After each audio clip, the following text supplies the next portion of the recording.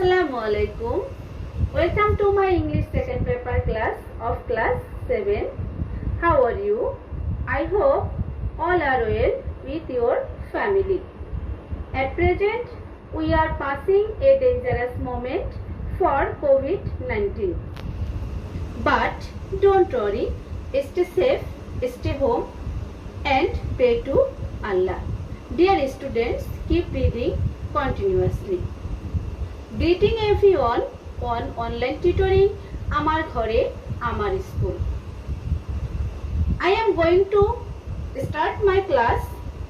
Before starting my class, I introduce myself. I am Savne Yasmin, Assistant Teacher of Parhat United Girls High School, Indurkani, Firozpur. Dear learners, before starting my lesson, we see some pictures and some sentences. We say, here is a cartoon. Mr. Mickey is behind the car. Now, Mr. Mickey is on the car.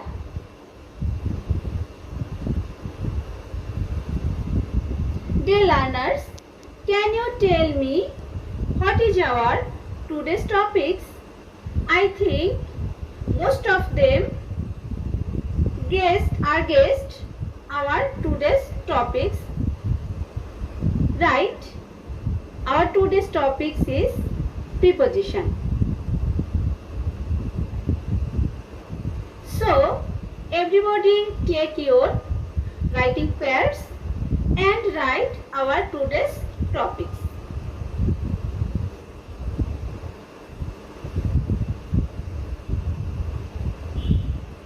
Dear learners,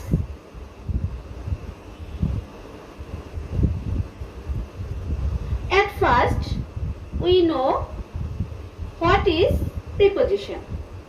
Pre means before and position means place. So, preposition means that which is placed before. Now, what's before? Before noun or pronoun. So, preposition is a word that is placed before a noun or pronoun to show its relation with other words in the sentence. Dear learners, let's go to the board. Look at the board and follow me. I write some words in Bangla. আমি তার বাজার রিকশা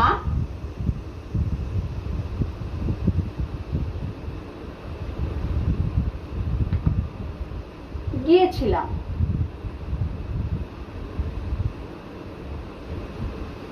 প্রিয় শিক্ষার্থীরা, এখানে আমি কিছু শব্দ লিখেছি।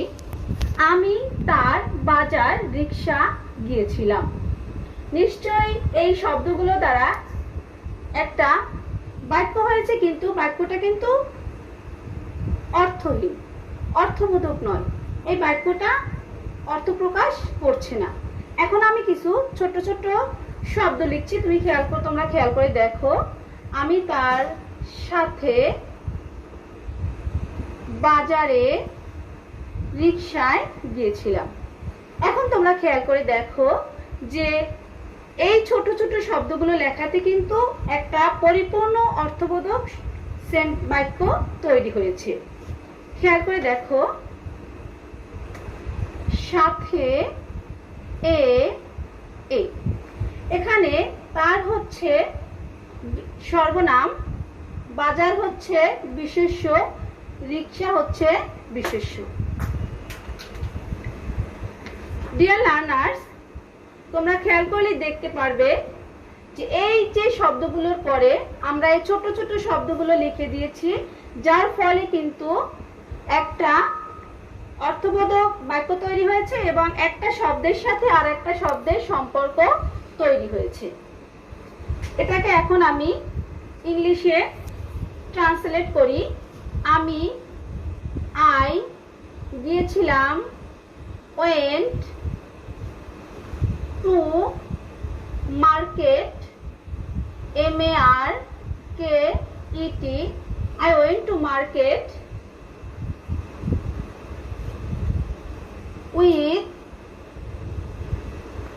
I went to market by rickshaw, RICKSHAW, rickshaw, with him। শিক্ষার্থীরা তোমরা খেয়াল করো, আমরা এখানে যে বাংলায় দেখেছিলাম তার এই যে তার সাথে ছিল বাংলায় লেখার সময়, তারপরে কিন্তু যখন আমরা ইংরেজিতে লিখেছি তখন কিন্তু এর আগে দিয়েছি এটা। এর পরেরটা খেয়াল করো তোমরা, বাজার এ ছিল পরে, ইংরেজিতে কিন্তু আগে চলে আসছে, এবং রিকশা এ ছিল পরে, ইংরেজিতে কিন্তু আগে চলে আসছে। তার মানে বাংলায় যার পরে যাকে আমরা ব্যবহার করব, ইংরেজিতে তার আগে ব্যবহার করব। এবং প্রত্যেকটাই দেখো, মার্কেট হচ্ছে নাউন, রিকশা হচ্ছে নাউন, এবং হিম হচ্ছে প্রোনাউন। তাহলে আমরা এই যে আমাদের সংজ্ঞার সাথে হোয়াট ইজ প্রিপজিশনের সাথে মিলিয়ে নেই যে ওয়ার্ডগুলো নাউন বা প্রোনাউনের পূর্বে বসে অন্যান্য বাক্যের অন্যান্য শব্দের সাথে সম্পর্ক স্থাপন করে তাকে আমরা প্রিপজিশন বলি। প্রিয় শিক্ষার্থীরা, আমরা একটু পিছনে ফিরে যাই। এবারে এখান থেকে আমরা মিলিয়ে নিব যে আমাদের সংজ্ঞার সাথে কতটা মিল রয়েছে। এখানে There are 3 dogs in a car। খেয়াল করে দেখো শিক্ষার্থীরা, কার হচ্ছে নাউন এবং ডগস হচ্ছে নাউন। এর মধ্যে কিন্তু আমরা প্রিপজিশন ইন দেখেছি। এরপরে আমরা খেয়াল করি, the old man looks through window.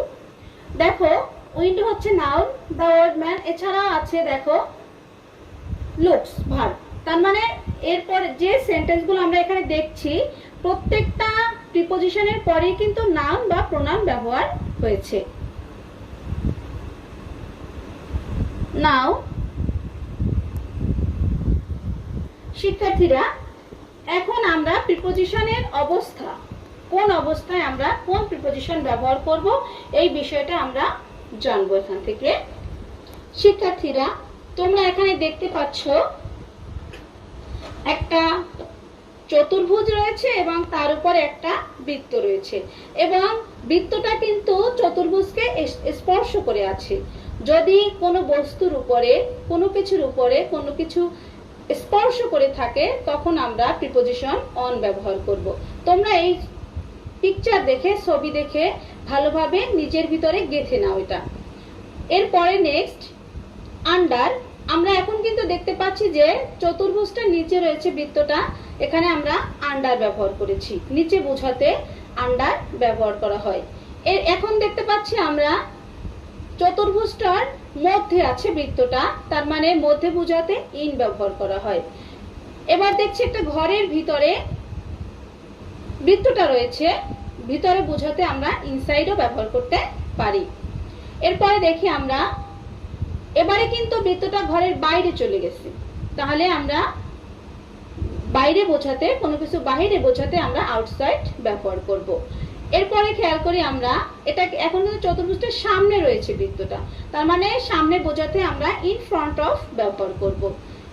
Next শিক্ষার্থীরা খেয়াল করো, এবার কিন্তু চতুর্ভুজটার পেছনে রয়েছে, পেছনে বোঝাতে আমরা বিহাইন্ড ব্যবহার করব।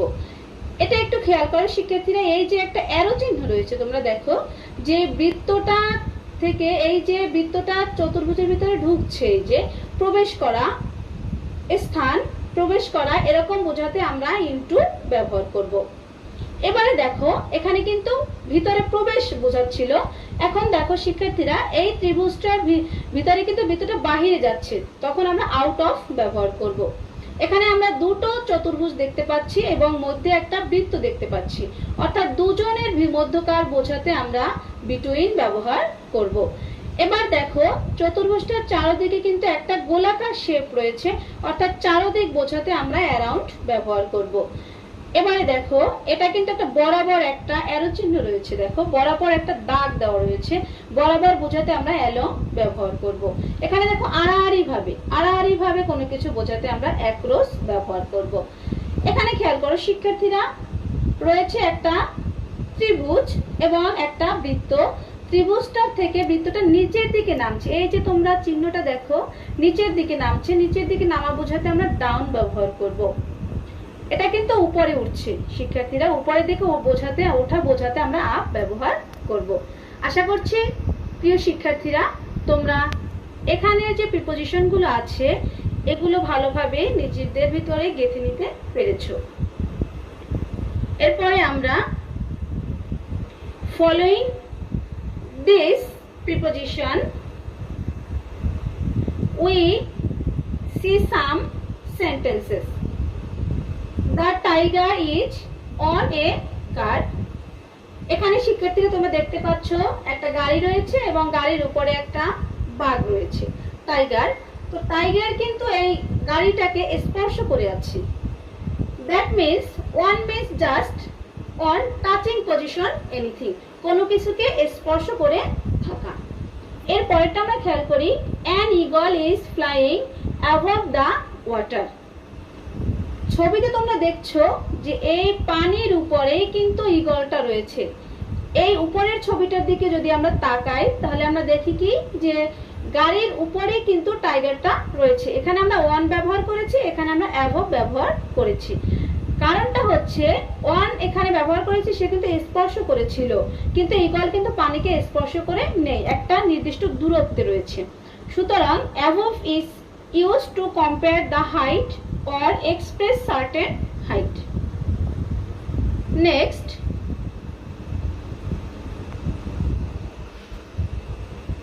dear learners, আমরা দেখলাম একটা ক্যাট চেয়ারের উপর থেকে সে জাম্প দিয়ে আসছে। তো আমরা সেখানে খেয়াল করি, the cat jumped over the chair. সে কিন্তু এই চেয়ারটাকে স্পর্শ না করে উপরে অপর দিকে চলে আসছে। দেখো over is use to express something dynamic without touching on something.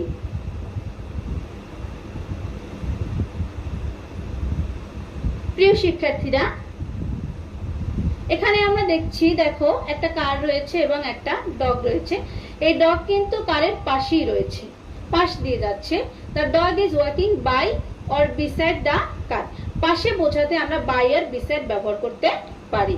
এখানে খেয়াল করি আমরা, দেখো কারের ভিতরে কিন্তু ডগ চলে আসছে, এবারে কিন্তু কারের ভিতরে আছে।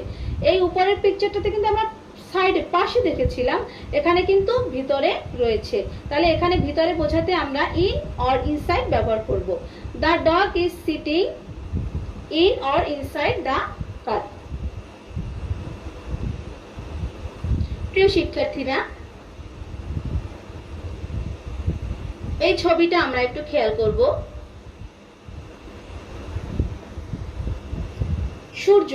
সূর্যের চারদিকে কিন্তু পৃথিবী ঘুরছে। আমরা কিন্তু এরকম একটা পিকচার দেখে এসেছিলাম পিছনে। এবার খেয়াল করি, the earth moves round the sun. চারদিকে ঘোরা বোঝাতে আমরা অ্যারাউন্ড বা রাউন্ড ব্যবহার করতে পারি।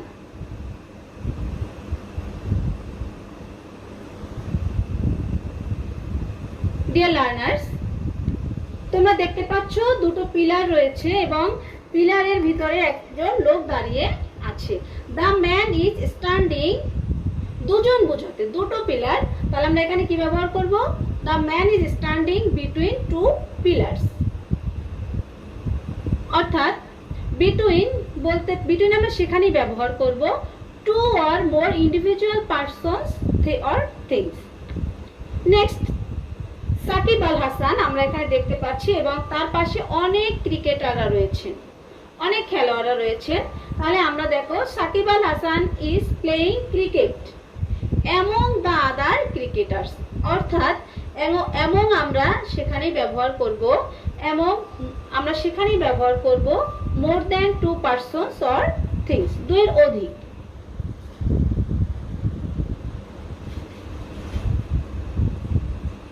প্রিয় শিক্ষার্থীরা, আমরা নেক্সট পিকচারে চলে যাই। The garden is in front of house. এই যে দেখো তোমরা, এই ঘরের সামনে কিন্তু গার্ডেনটা আছে, সামনে বোঝাতে আমরা ইন ফ্রন্ট অফ ব্যবহার করব।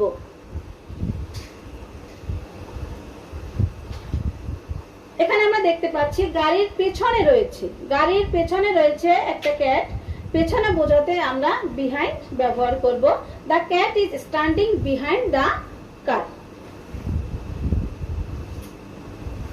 এবারে দেখো শিক্ষার্থীরা, এই ক্যাটটা কিন্তু চেয়ারের নিচে রয়েছে। এবার নিচে বোঝাতে আমরা কি ব্যবহার করব? নিশ্চয়ই তোমরা এতক্ষণে ধারণা করে ফেলেছো। The cat is sitting on under the chair. Under নিচে বোঝাতে আমরা কি ব্যবহার করব? Under. The cat is sitting under the chair. এবারে আমরা দেখছি এই ক্যাট কিন্তু এবারে গাড়ির সামনে চলে আসছে, সামনে দিয়ে যাচ্ছে। তাহলে আমরা কি লিখবো? এই black cat is running in front of the car. সামনে বোঝাতে আমরা ইন ফ্রন্ট অফ ব্যবহার করব।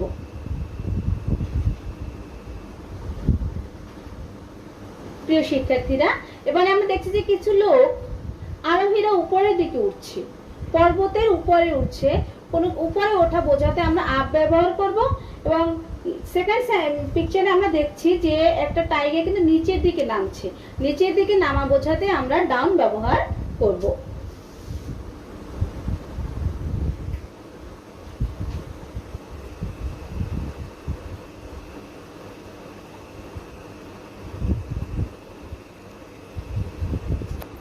প্রিয় শিক্ষার্থীরা, তোমরা এবারে এই ছবিটা দেখে নিজেরা একটু ভাবো যে আসলে কোন জায়গায় আমরা কোন প্রিপোজিশনটা ব্যবহার করব। এবারে দেখো, বিড়ালটা পিছনে ছিল, উপরে চলে আসছে স্পর্শ করে। পিছনে যখন ছিল আমরা বিহাইন্ড ব্যবহার করতাম, উপরে স্পর্শ করে চলে আসছে, এখন আমরা অন ব্যবহার করব। সামনে চলে আসছে, আমরা ইন ফ্রন্ট অফ ব্যবহার করব। মিলিয়ে নাও আমার সাথে। নিচে চলে আসছে, আমরা আন্ডার ব্যবহার করব। এবং এই যে চারদিকে ঘুরছে, এই ঘোড়া বোঝাতে আমরা অ্যারাউন্ড ব্যবহার করব। প্রিয় শিক্ষার্থীরা, আমরা এতক্ষণে অনেকগুলো প্রিপোজিশনের নিয়ম শিখে ফেলেছি যে কোন জায়গায় আমরা কোন প্রিপোজিশন ব্যবহার করব। Following the rules, fill in the blanks with preposition from the box. On, in, over, by, between, among, above, into. এই প্রিপোজিশনগুলো, এই ওয়ার্ডগুলো ব্যবহার করে বাড়িতে আমরা, এটা আমাদের হোমওয়ার্ক থাকবে, বাড়িতে এই প্রশ্নগুলোর আমরা উত্তর দেব, এই গ্যাপগুলো আমরা পূর্ণ করে ফেলবো। Fill in the blanks with preposition from the box. তো প্রিয় শিক্ষার্থীরা, তোমরা ভালো থাকবে, সুস্থ থাকবে এবং সবাই সবার জন্য দোয়া করবে, এই কামনায় সবাইকে ধন্যবাদ জানিয়ে আজকের মতো ক্লাস থেকে বিদায় নিচ্ছি।